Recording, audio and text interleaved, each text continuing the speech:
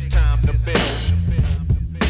What's up, everybody? Chris here, Power Company Climbing. I'm back in the machine shop today for episode 2 of Essential Spray. Today we're going to be trying to answer a question that's honestly unanswerable, and it really depends on every single person and their situation. But we're going to be talking about what's the best wall angle for your home climbing wall.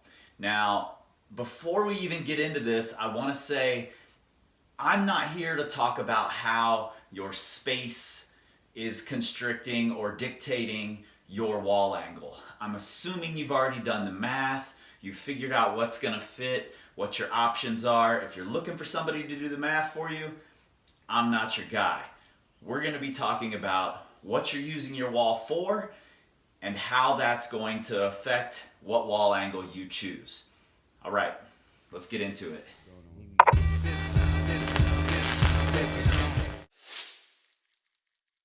All right, the very first thing you want to put some thought into is, why are you building your wall? What's the main purpose? What's it going to be used for most of the time?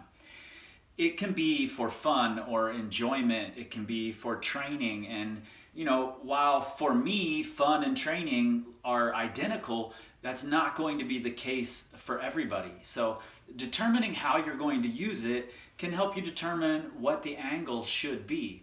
If you're building your wall for fun, for your own personal enjoyment, then honestly, just build whatever the hell you want to build, what you're going to have the most fun doing. It can be a bunch of crazy angles and a weird roof box, and who the hell cares? As long as you enjoy it, as long as you're going to have fun with it, do it. If you're building it for fitness, and I'm not talking climbing specific fitness here, I'm just talking climbing is your preferred form of exercise for general fitness, then build the wall at the angle that you're going to have the most fun climbing on, because if you enjoy it, you're likely to do it more often or to use it like you should. If you don't enjoy it, if you go by someone else's suggestion that says this is the best angle for fitness and you don't enjoy it, you're far less likely to use it. That's why we end up with dusty treadmills in so many houses. There is no best angle for general fitness for climbing, and frankly, as a coach, as someone who spends most of their time coaching and training climbers, I'm here to tell you that all of those people on the internet, and there's no shortage of them, who are saying this is the best angle for training for climbing, they're wrong, just plain wrong. There is no best angle. It really depends on the person, their goals, what they're training for. There's a wide variety out there, and we're going to get into that. We're going to talk some specifics between bouldering, sport climbing, what you're training for, and some things to take into consideration. Do we have access to another gym? And what angles do they have? What angles are they missing? And how do those angles relate to your goals? Now, if you're a comp climber, for instance, and the gym that you climb at has tons of steep angles, then your home wall, as strange as it might sound to some people, might be best off being vertical or slabby. You know you're going to encounter that terrain at competitions, so why not have the ability to spend time there?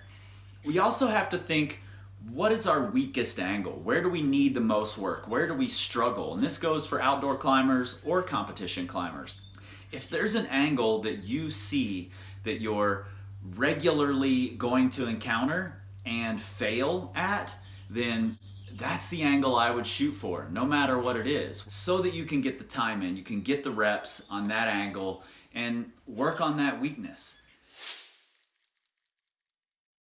What are your goals? And how can the angle of your wall help you reach those goals? Now, you're going to hear me say this quite a few times in this video and in general, but don't jump to conclusions. For instance, let's back up and take Red River Gorge as an example again.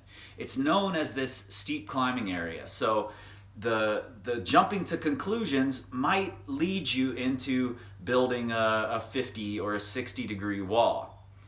However, from mid 513 and below, most of the terrain is no steeper than 30 degrees. So that 50 or 60 degree wall may not be the best for you.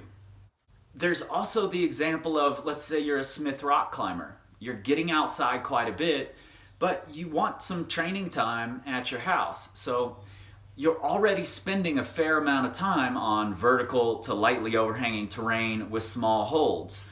You're getting those reps in at that angle. It's entirely possible that the sections you're falling on, the cruxes of your projects, are a little steeper, maybe bigger, more powerful moves. That might be the thing you need to work on, not the vertical, lightly overhanging nature of Smith rock climbing. So take into account not only what your goals look like, but also what it is exactly that you need in order to reach those goals. We often think of bouldering outdoors as being characterized by explosive, powerful movement, and it's certainly true that bouldering can benefit from even the smallest of steep home walls. And we think of sport climbing as requiring more endurance, and the dedicated sport climber might want a wall that they can stay on for longer. But don't jump to conclusions. Like I've said before, not every sport climb requires the style of endurance that you need to train for by staying on the wall for a long time. And not every sport climber needs to spend a lot of their time on those qualities. It's entirely possible, and in fact suggested in a lot of cases, that the time spent training is better spent on intensity, short, powerful, very hard sequences. But that's a much bigger conversation. Definitely one that's way out of the scope of this video. Just consider that if you need that type of training primarily, then consider how difficult that's going to be on a steeper wall. All right, it's really easy to get caught up in this idea that if we build a steeper wall, then we're just going to get stronger in this, we're going to progress in this linear fashion. I hear that sort of thing on internet forums all the time. Build steeper, that's how you get stronger. That's not always the case, and it may not be the most efficient way to go. If you're a relatively new or inexperienced climber climbing around V2 or V3, then 45 degrees and steeper is going to need to be mostly jugs for you to get anything done on it. It's pretty tough to set a V2 or V3 at steeper than 45 degrees with anything but the biggest of jugs. And even the most experienced setters and climbers have trouble setting above their level to aid their progression. So adding the difficulty of a really steep wall that's terrain you're not really accustomed to already into that equation is definitely not the most effective way to progress. Something like 30 degrees might be a good compromise for you. It's an angle that allows you to use some smaller holds. You can still get the weight over your feet pretty effectively when you're learning to do that.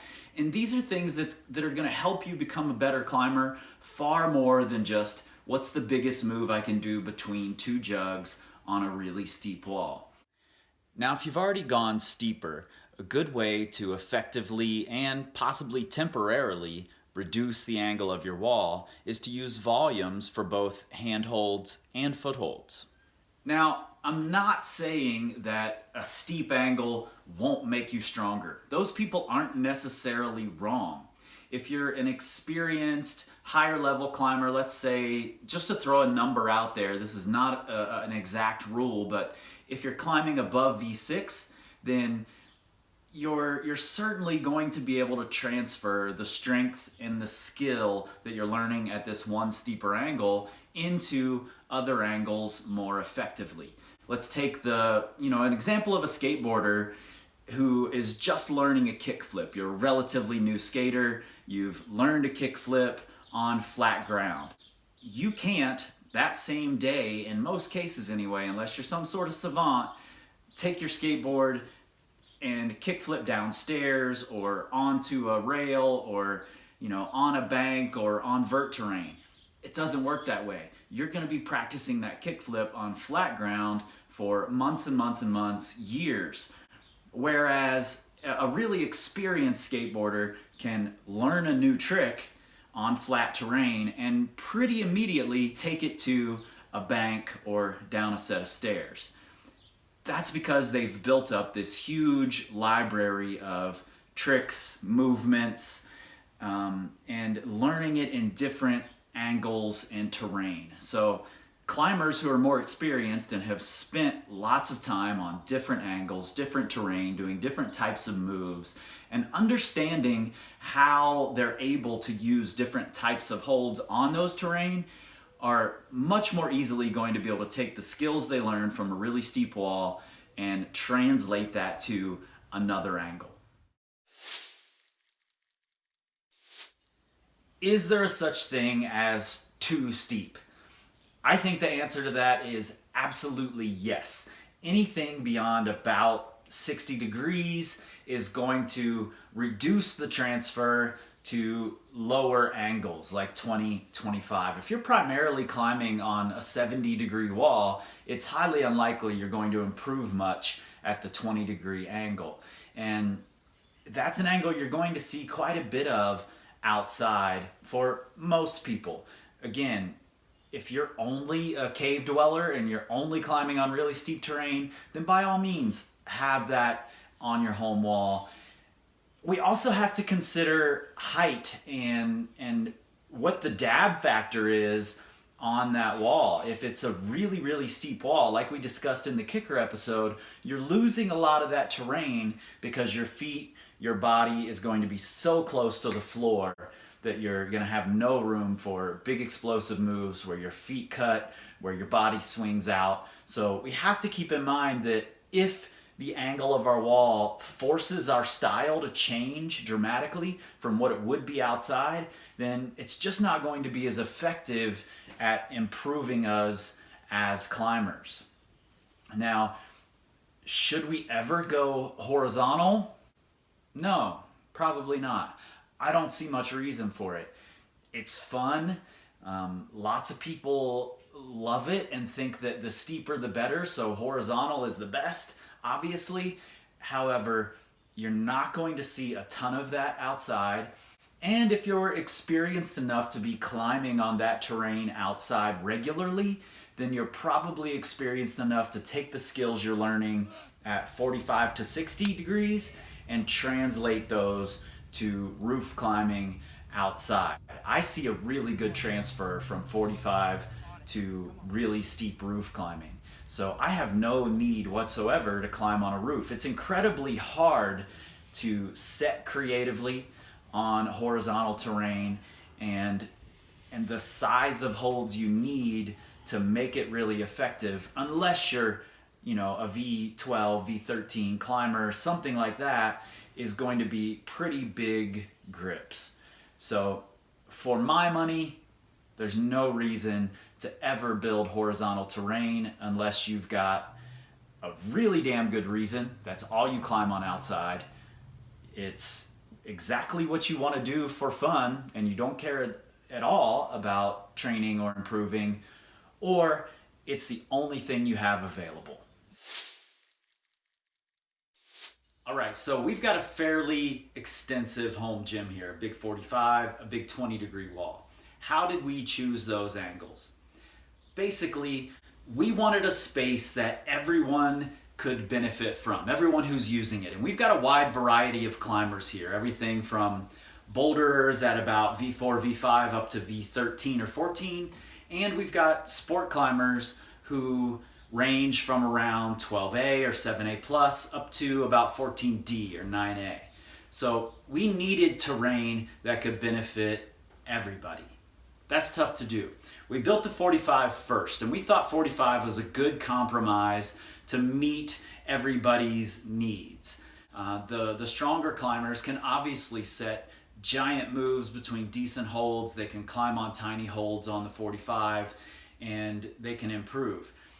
The climbers who are just beginning their training journeys can access problems at that angle that aren't just jugs. Now, we do have the benefit of having several climbers here to set problems who understand movement and can help create problems with really creative moves for that level of climber. So I do think that's super helpful to have if you're choosing a steep angle and you've got climbers who are relatively new or just beginning their training journey, so to speak.